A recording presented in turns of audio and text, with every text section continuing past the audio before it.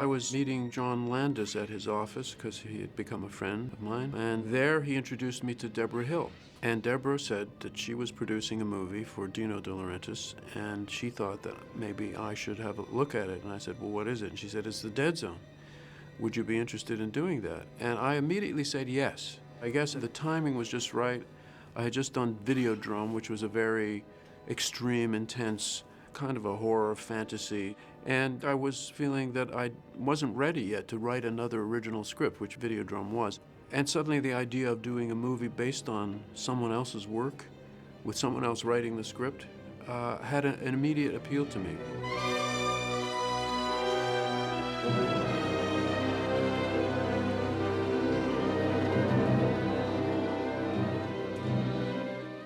Stephen King's a good writer. I think it's always about real people and sort of mundane situations. And then he introduces some wild, extraterrestrial, or otherwise bizarre thing, and people react to it in a way that they really would. I think that's what it is it draws you in because it could be you in the story.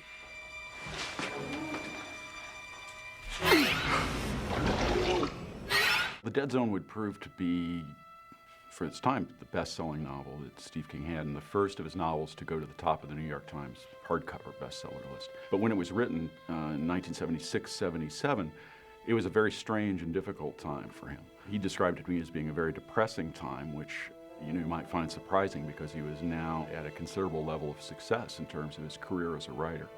He obviously published Carrie, Salem's Lot, The Shining, and then The Stand. So he found himself in that difficult position of not being able to find traction for the next book, not being able to really find the kind of book that was going to capture his imagination. There was something inside him that felt that he had more to prove, that he needed to write a book that was a more realistic novel, and that would soon become The Dead Zone. And midway through the writing of that book, found himself stonewalled again. So he turned to subject matter that was very familiar to him, and that was Firestarter. And then midway through that book, he had another realization that now he was writing a horror novel again. So he went back to The Dead Zone with even greater ambition, and I think as a result wrote one of his best novels. Pretty good, huh? The Dead Zone was a phenomenal success, but also a phenomenal eye-opening experience for the reviewers, critics, the literary establishment.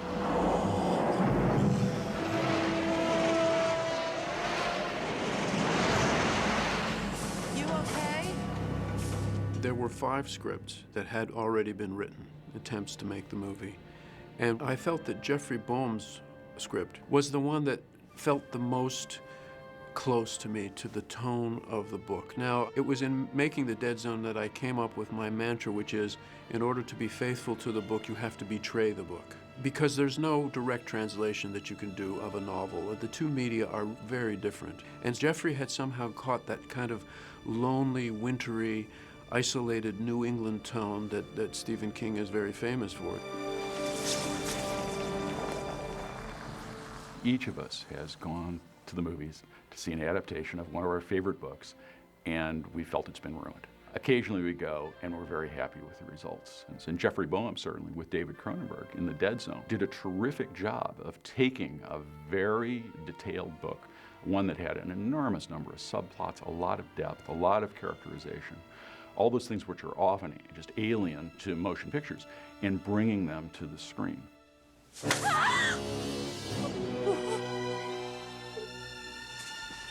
I was always attracted to characters who are on the margins of society, who are even grotesque, who are pushed out of society, and who are eccentric and strange and difficult. And here was someone who was meant, by the giving of this very common name, was meant to be an everyman.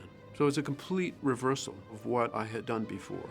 That's where the strength of the novel is. That's where the strength of Stephen King's finger on the pulse of the common man in America in particular. Of course, I suppose ironically, Johnny Smith does become like one of my outsiders.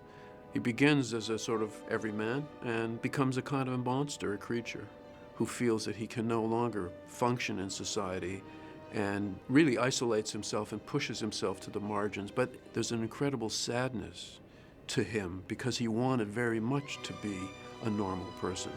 He didn't want to be this creature that he had become. I'm scared, Sam. What's happening to me? I think there's no doubt that the character of Johnny Smith is very much a part of Stephen King. And in fact, that what happens to Johnny Smith in this book is something that in a way happened to Stephen King. Steve was caught up in this great success that resulted from his early book. And with that came a loss of other things, a loss of time away from your family, away from your ordinary life, away from those things that a lot of us consider to be mundane. All those things were, to an extent, lost to him in a way that was very similar to what happened to Johnny Smith, who had lost years of his life. When I woke up, my girl was gone, my job was gone, my legs are just about useless. Bless me. God's been a real sport to me. The casting of your lead character is always absolutely critical. And The Dead Zone in particular, of course, because the way that I conceived it is so formed around this one character. And then you are inside his head more than you are often in other movies. So it was absolutely vital that you had a man who could do all these things, who could be a normal person and then could be a kind of a freak, and that he could be romantic too, because the bittersweet aspect of his lost love is really the driving force. I'll just say goodnight. There were several actors that we considered, but what you want is that when you've chosen the actor, you want him to be so perfect in the role that nobody can therefore think of anybody else playing that role. I think Chris did that. What am I gonna do? For you, 5 years have come and gone. For me, it's just about the next day. Everybody's talking about you. You're the talk of the town. The first time I ever read a Stephen King book, it was The Dead Zone, and it was before I knew anything about the movie.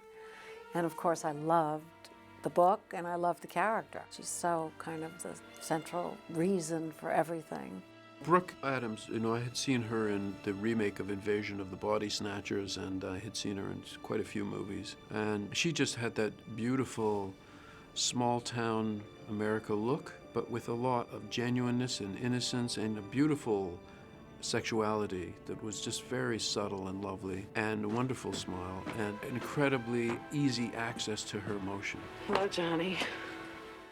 Chris Walken, who I did a play with him called The Philanderer, and he was going into meetings with David Cronenberg and Deborah Hill in New York, and they were saying, we're talking about different people for the movie, and he said, how about Brooke? Brooke who, I imagine they said. Anyway, no, he got me the job, basically, which was lovely of him to do. Doesn't happen very much. I knew Chris when he was Ronnie Walken. My sister was in the same class as his brother at school, so I knew him, and I knew his family. We used to go out to his parents' house in Queens. Ronnie, he'd go out and do dance numbers and stuff. So I have a huge soft spot for him as just a childhood friend. He's dangerous. He just walks to the edge and then looks like he's gonna fall off and doesn't somehow. Johnny, wait! As I remember, Chris did, I think, 3 performances of everything throughout all the takes of all the scenes. I think you could say 3 levels of performance, and trusted us to shape that. So when you have an actor that's willing to do that, willing to give you a range of performance and not be afraid what the director and the editor are going to do with it, it does give you enormous alternatives. Hi. Working with him in films, he always knew which takes he liked better, always knew when to retake a line. He'd say that again to me, and he'd do it again. You can really shape the arc of the performance. It's real film acting, it's giving a lot of trust, because you can't do a whole performance. You can't control your performance. You can't control what the people are going to do to you afterwards, and Chris was willing to do that. And he's very quirky. I liked working with him very much because he gave us a lot of material. But a lot of it was the way he can express emotion without saying the lines. Most actors can't really be that removed and analytical about their work. I can't watch myself on film at all.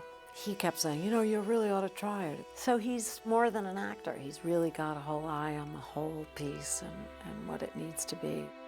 David's worked with a lot of really good actors before The Dead Zone, but maybe not so many in one place, so many in one picture. And they were good. They were excellent.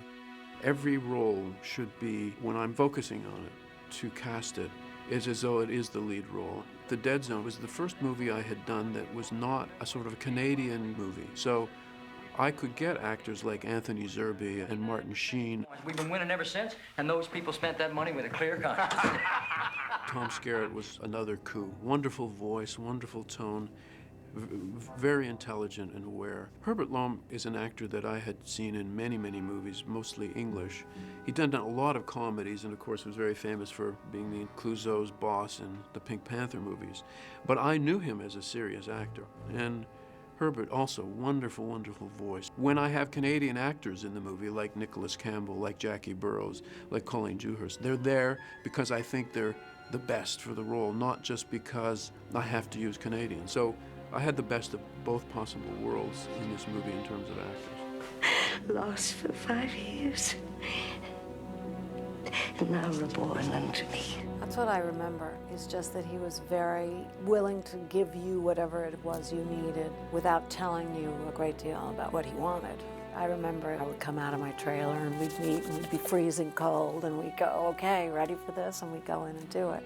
I often dream about my actors, and I wake up when I'm thinking of casting them. I become very emotionally involved with them at a distance in a way they don't even know about. And so it was very exciting for me to be able to get, let's say, Anthony Zerbe to play a minor role, but so important, such an important role. And so it was very interesting. He came up and he said to me, after our first day of shooting, he said, you know, I just came up here because it's a gig, the money was good, but when I got here, I realized, man, these guys are taking this very seriously. And he said, everybody's trying really hard on this movie.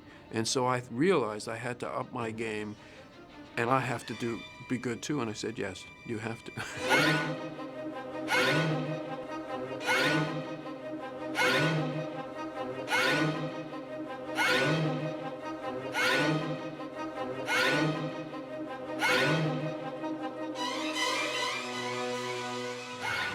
The ice is gonna break!